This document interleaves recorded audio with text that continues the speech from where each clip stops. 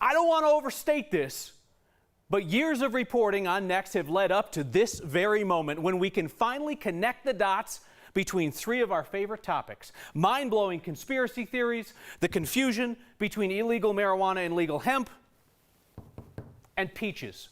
Juicy, sweet Palisade peaches. My friends, it is all coming together, and it all traces back to one man, David Cox. So, you know it's Palisade peach season. Those juicy little suckers are showing up at stands across Colorado, and each year, people contact Next when they are surprised to see that some of their Palisade peaches come with a side of 9/11 trutherism. It's right there on the boxes. They proclaim that the terrorist attack was an inside job. The grower behind the conspiracy peaches is David Cox of Palisade Peaches. He uses the fruit to draw people in to the rabbit hole of debunked conspiracy theories.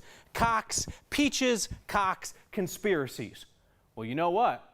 Turns out peaches aren't all that he's growing there in Palisade.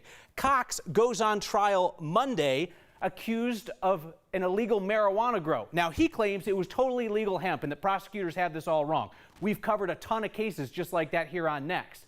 But now, one such case has snagged Colorado's most prolific producer of truther peaches. Cox claimed to me last year that this case is government retaliation for his 9/11 trutherism. The state Supreme Court says the case can proceed. So all of this comes together on Monday. Peaches, marijuana or hemp, conspiracy theories, it all comes full circle.